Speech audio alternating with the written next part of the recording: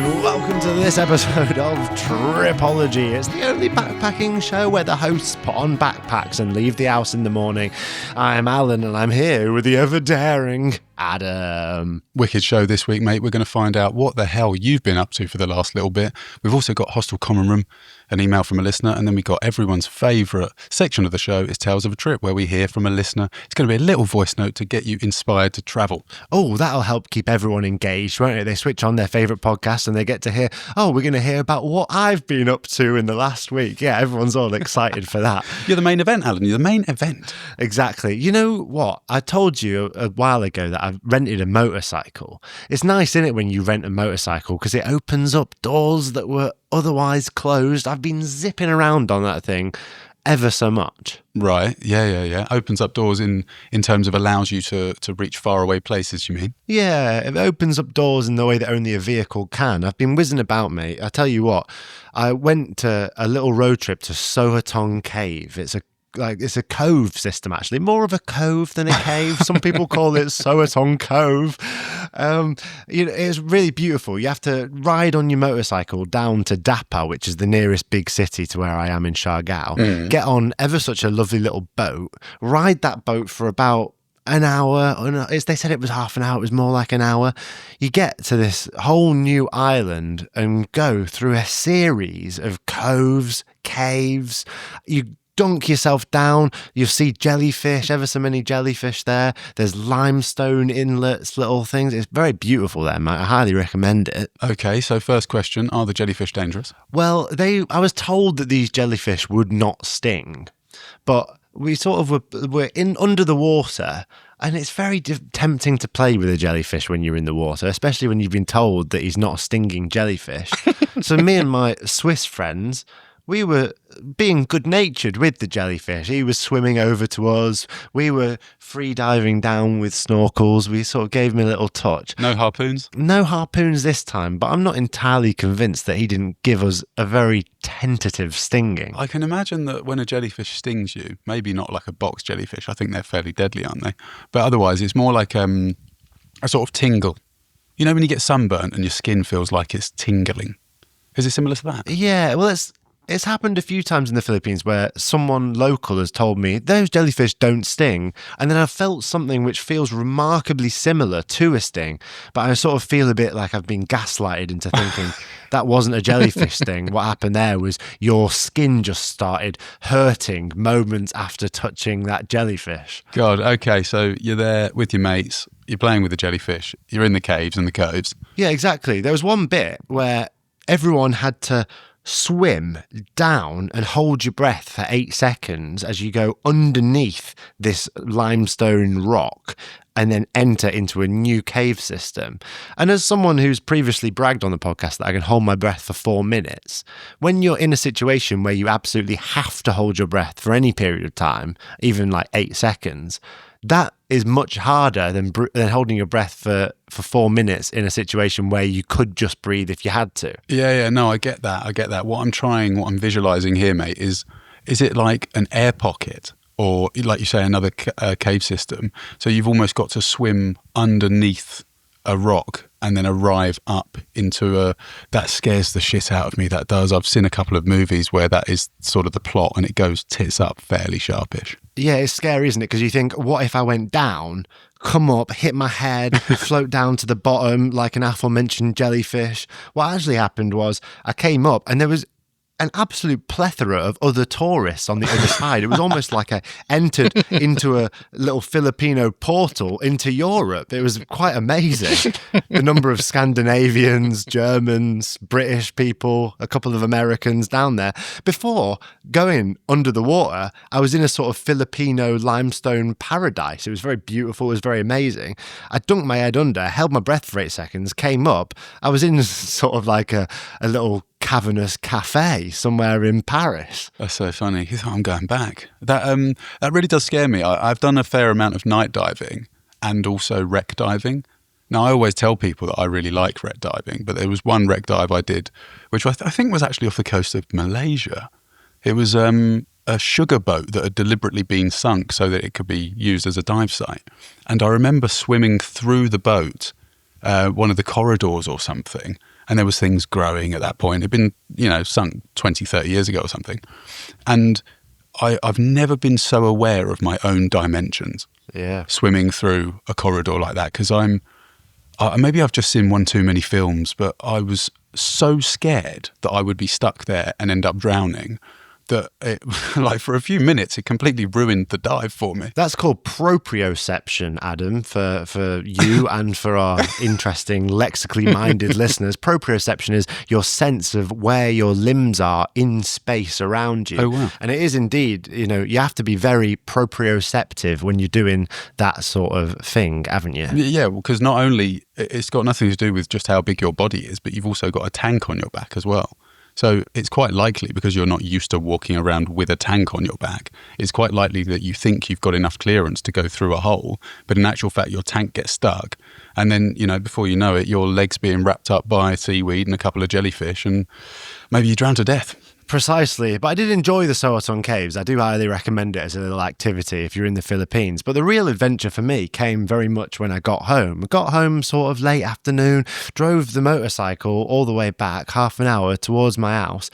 I was ever so excited to just drop my stuff off, have a quick shower, and then I was going to go out for dinner with my friends. Mm-hmm. And I'm doing that thing. It's happened a lot to me at the moment, mate, and I think we might need an intervention. Where I get ever so slightly distracted by something as I'm doing something else. So I'm leaving the house, I'm thinking, this is going to be great, I'm going to go for dinner. My bedroom door here has one of those buttons on where you push it and it just locks irreparably. Have you know the kind? On the inside? Yeah. So I'm getting ready to lock the house. I lock the bedroom door, leave my keys on the desk. I go in and do something else. I'm on my phone. I leave the room. The second that door shuts, I think, you bastard, you fucking locked the keys in the room, didn't you? I knew immediately. I was like, I didn't even have to check, where are my keys? I just knew. I was like, you absolutely messed up. Yeah. Oh, God. So now the dynamic is my keys are locked in my bedroom. I'm supposed to go out for dinner. I'm in sort of the kitchen area of my house, but I can't lock the house because my keys are in the bedroom. And I really don't know what to do. So I messaged my friends and I'm like, I really can't come for dinner because my house is open and I can't get into the bedroom. I messaged my landlord and say, I'm locked out. She doesn't reply. The message doesn't even go through. And I'm in a sort of prickly situation here because my mind starts racing. I'm like, in a few hours it's going to be time to go to bed. Do I sleep on the kitchen floor? It's incredibly hot. It's sweltering. If you've not got aircon, it's absolutely ruthless. I was completely out of options, mate. What would you do in this situation? Because you've messaged your landlord, no reply. Yeah. The keys are inside the building. There's no spare key around anywhere. I mean, what do you do in a situation like that? Well, you've got to scan the place for ways to get in, I guess. Is there any way you can get into the room? I don't know how far I'd be prepared to go, to be honest, if I found a window or something. But you already tried to dislodge the handle or something to try and, I don't know, jolt the door open? Or I was trying that. It's amazing where your mind goes in a pickle like this, because I'm quite handy with a lockpick. I thought if I could get a bobby pin and sort of a tension wrench, I reckon I could have this door. So you sort of go out frantic on the street looking for women that have their hair up, thinking, can I have a bobby pin? I want to pick my own lock. I promise it's my lock. I've just locked up my house. Hi, I just want to go for dinner. Can I borrow a hairpin? You kind of end up in a slightly frantic situation. What happened in the end, mate, is there's a window to my bedroom, a metallic framed window, right, which seems impenetrable. And I mean, essentially, cut to me on top of my kitchen counter, a fan pointing at me so that I don't overheat while I'm doing this. Right. I managed to rock the window just enough that it sort of slanted out of its frame, popped the whole frame off the metal window, managed to take both of the windows out, crawl through the gap that was created, get the keys, open the door, and I was only 15 minutes late for dinner. What an absolute nightmare. Hang on, so just to get this straight, there's a window from your kitchen into your bedroom? Yeah, there's a picture on the screen right now if you go to YouTube or you're watching the video podcast of this metallic frame. I basically just managed to very, very carefully dislodge that whole thing, break into my own bedroom via that process. And then what was the fallout from that?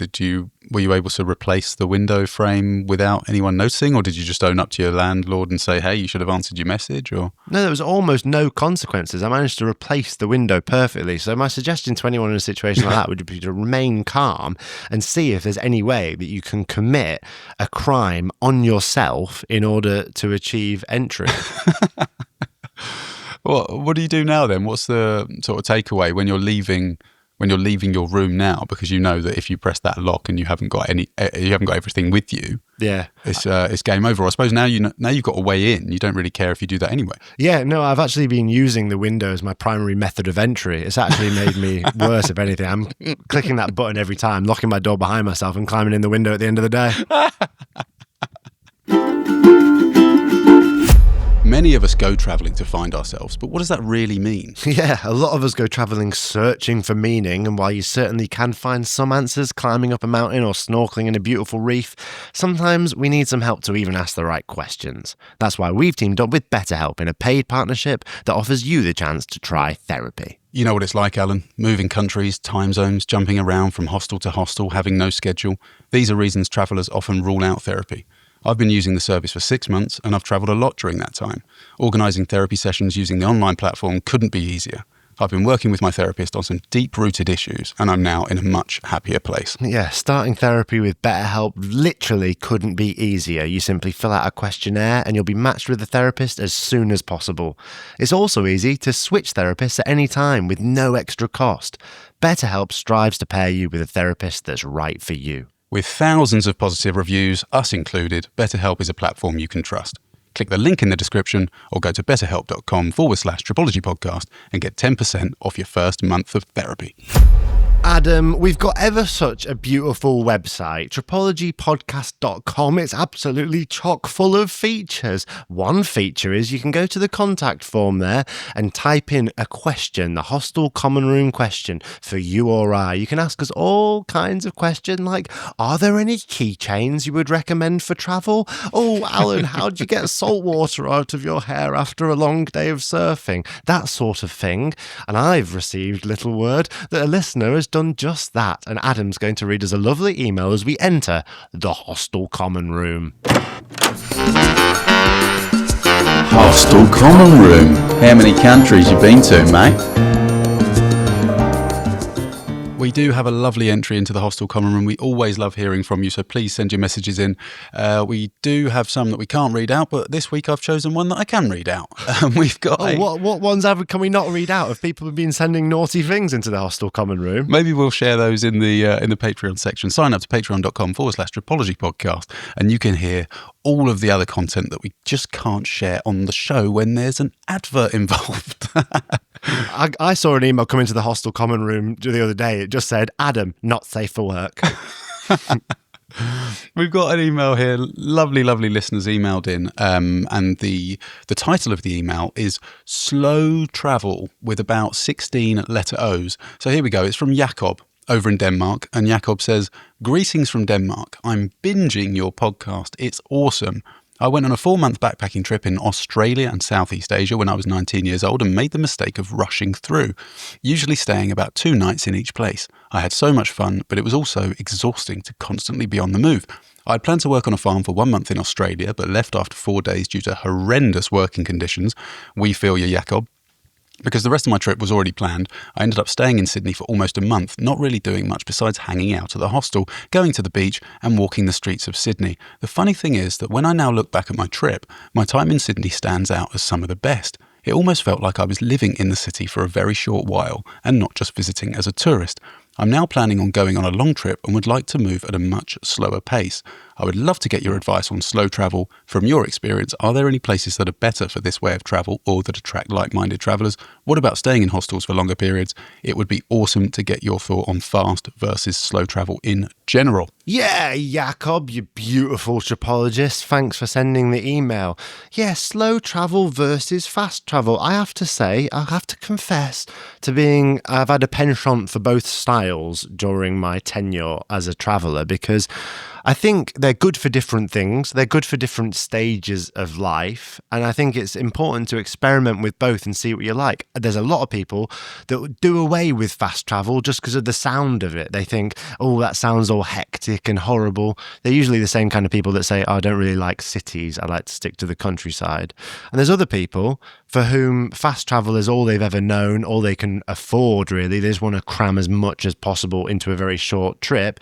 That's valid too.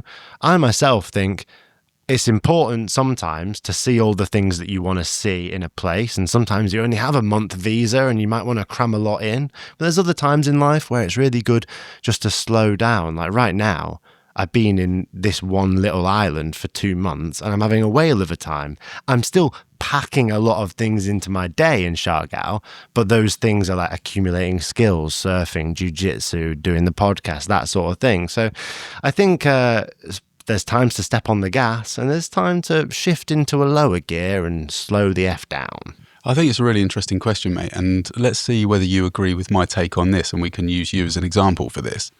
If you're going to go to Siargao in the Philippines as a backpacker, as a tourist, how long do you think you need in Siargao to do the things that you would typically want to do?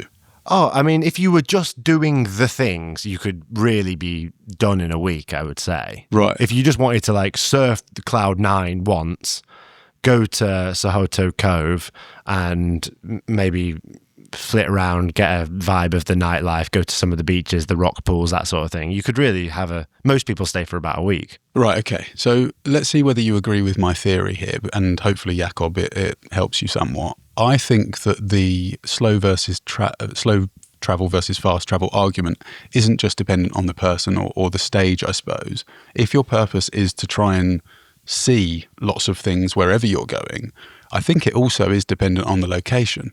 Because there are some places that I don't really want to go on record saying this, but I don't think that you really need that long to travel them sufficiently if what you want to do is see the things that people want to see, right? If you really want to experience somewhere that is rich and has is complex and is diverse, somewhere like India, for example, we both went to India for about 6 months, but we met people that were only in India for 2 weeks. So somewhere like India, I think, is at the extreme end of the spectrum where I would say absolutely travel slowly because India has to be experienced that way in order to be somewhat understood. I think that doing 2 weeks in India just is doing it a disservice. But somewhere like Luxembourg, I'm not saying, no offense, I'm not saying that you can't have a great time being in Luxembourg for 6 months, but I just don't think you need that much in order to explore it sufficiently because it's such a small city. I hear what you're saying. That's a very goal-oriented way to look at a place, I suppose, which is completely valid while you're traveling. What you're saying is India is so vast and you can't possibly see everything if you're moving through it fast. So going through it slow qualitatively will allow you to get the best out of India. Mm-hmm. But there are times where one situation is you just need a break. When I arrived in Tbilisi, Georgia, I stayed there for a month, not because I needed to stay a month in Tbilisi, but because I wanted to stop and recoup and reset for a month. So that was where that slow travel became valuable. There's also times where you might want to still live a travel lifestyle, but put your attention somewhere else, like in accumulating skills in a place. So one thing you could do is travel as fast as you want or your budget allows, and then when you find a place which provides for you the things that you're looking for, have the flexibility to take your foot off the gas and slow down a little bit. Yeah, I think you're very good at that. I think it isn't just a one-size-fits-all kind of approach. You need to sort of think about what you need in that moment. And I always think that you come away from countries just living the experience that you've lived and being happy with that. Whereas I came away from somewhere like India, just to use India as the example again, wishing a little bit like I'd experienced it differently. So I think if you ever manage to visit a country the way that you think it should be experienced, I think you're already onto a win, because we stayed in Mumbai for about 4.5 months. And as much as I love Mumbai, it wasn't at all what I thought India would be for me. And it's just, basically motivated me to go back there for even longer next time. Yeah. Someone said to me recently, they said, your reality is just a reflection of your expectations. And I think if you go into a place thinking, oh, my experience here, the way I experience the country has to be A, B, and C, you're inevitably either going to be satisfied with that outcome or dissatisfied with it. And I think if you just go to a place and just want to experience it and you don't prescribe what that should look like, you actually can be surprised then. It stops being this prescriptivist thing of like, oh, I need to go slow so I can do A, B, and C, and D. It's just you are just living and traveling and experiencing at the pace that the place will dictate. Yes. So I think in answer to your question, Jakob, both fast and slow travel have their own merits and are better for some places and others, and different stages of your life or travels and others. I think it's all good and it should be experienced together. Jakob, go at your own pace, man. Segue from place to place, seeing whatever you want to see. But if you get that special feeling and think, I'm really enjoying this place, slow down, Jakob. It's very important. Zooming off at breakneck speed, Adam, towards the final section of the show, but a lot of people are saying it's their favourite section. It's my favourite section. You've told me it's your favourite section. We are, of course, speaking of Tales of a Trip, a beautifully curated item where listeners can go to tripologypodcast.com/Tales of a Trip and send us a recording of their best travel story. You've just got 3 minutes to tell us your greatest story, your most beautiful memory, your sexiest experience, your most wild adventure. Send us in a recording like this listener has done. We're going to listen to it right now. About 8 years ago, my friend Michelle and I were in Australia on our working holiday adventure, and we were looking into our second working holiday visa year. So we had to do our so-called farm work, as many of you guys will probably know, if it's still the case anyway, I think so. And we ended up on a cattle station in far north Queensland, which is like in a little triangle area in the far northeast of Australia, right in the middle of it. Very interesting. We were right in between, we were in a sort of cowboy land. 30,000 cows, 80 horses, so much land you can't even imagine. It was so big. And 10 up to 25 people who lived there.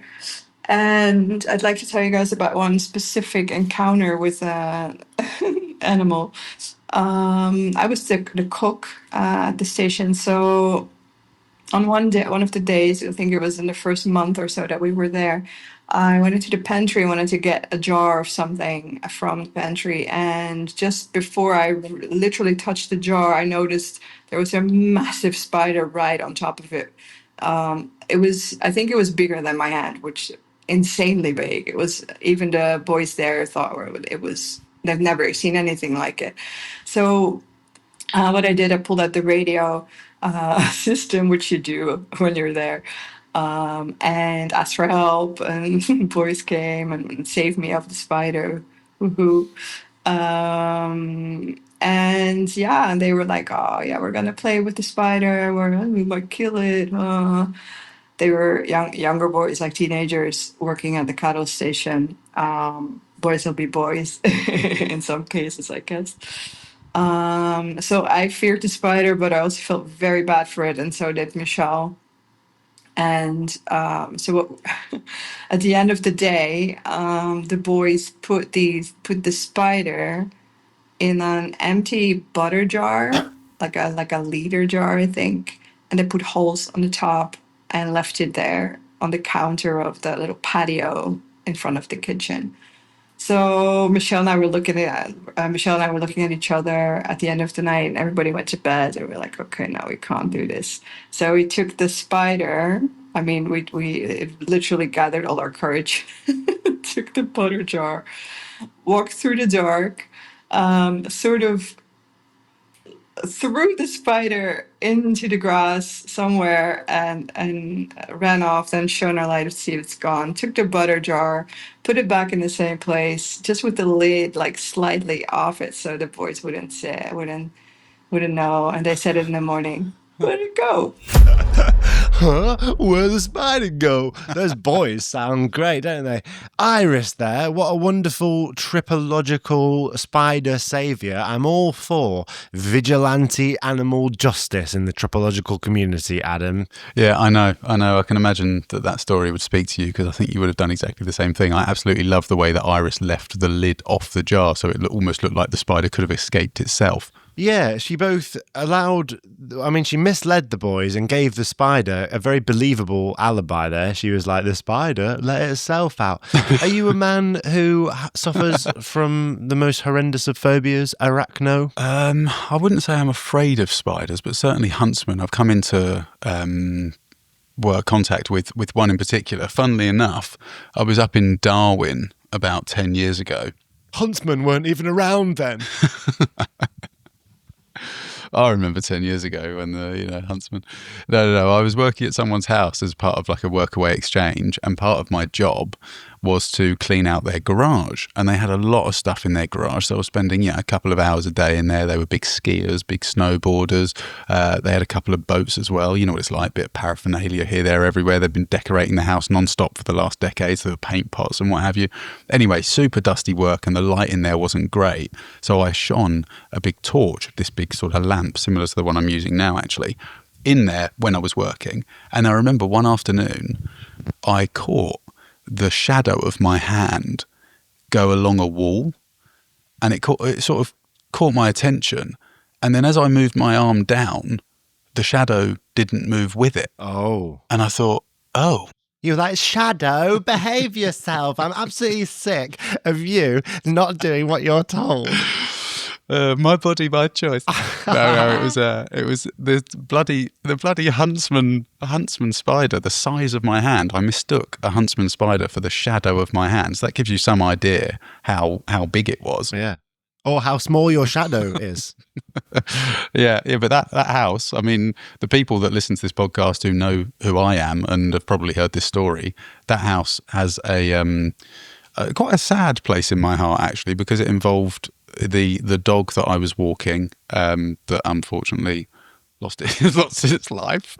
And maybe I'll tell that story in a Patreon section, because it is crazy, and my family still mention that story to this day. Well, I think about that story. It's one of the first stories you told me, and I think about it almost every time I see a dog. So if you'd be willing, Adam, I would love to have that story in this week's Patreon. Yeah, it was the same house. Just a word on arachnophobia. I'd like to say, I'm not afraid of spiders, but I do have a phobia of the other arachnid. There's two arachnids. You're in spider arachnid territory or tick arachnid territory. Oh. I'm not a fan of the tick. I find them quite a distasteful little arachnid. Yeah, they don't do much good. You actually have a phobia of them, would you say? A hatred, I think those two things are synonymously used in today's world, and I'm a tick phobic in the sense that I really dislike them and wish they would leave my life. Yeah, completely. I mean, they're nasty little buggers and they do a lot of damage. I do just want to take the opportunity as well to say thank you so much, Iris, for sending that story in. I do know Iris personally, and I just want to tell you that she has had some amazing experiences in places around the world, some of which I've shared. I've been very lucky to share them with her. Just a little note on that farm that she was on, because I'm often very jealous of the stories that other people are able to tell. And this is one of those. Let me just give you some context. The farm that she was on, she told me at the time, was about 1 million acres, which is bigger than the province that Iris is from in the Netherlands. The driveway was 120 kilometres long. And in order to buy anything from a shop, they had to drive for 7.5 hours. So it just gives you an idea, mate. You'll love this as well. There was a sermon delivered to them by a pastor every Sunday, a religious sermon, that flew in by plane. The pastor flew in by plane? Yeah. Wow. Is that not... It goes to all the communities in that area that are obviously miles and miles apart. But you meet a very specific, very different type of person on these cattle stations, because they don't really interact with the rest of the world. So if you do want an experience like that, go to Workaway. They actually met the guy that they ended up working for in a bar somewhere else in Queensland, I believe. But just... Australia is such a wonderful place to have these. I mean, they're just out of this world, some of these experiences. Yeah. Because you can't get that far away from anywhere. unless you're in a huge country. I like the sound of that guy, though. Rock and roll pastor hopping on a private jet talking about Jesus. Oh, where are you going? Oh, it's Saturday night, mate, so I've got to fly to here back and talk about Jesus in a couple of different farms, mate. See you later. Hopping on the jet going, I mean, what a life he must live. I want to be a rock and roll pastor when I grow up. But for now, mate, we're going to have to talk more about all sorts of crazy goings on in the Patreon section. You're going to tell me about a dog which you unwittingly led to the destruction of. I'm going to talk about ants flying through the house. It's going to be a right bacchanalian affair over in the Patreon. If you want to get involved in that, it's patreon.com/Tropology Podcast. We're going to head over there now and have ever such a special time. We'll hope that you'll join us. Otherwise, though, for you guys that don't want to fork out some pennies for the Patreon, we'll see you next week. We'll see you there. Bye.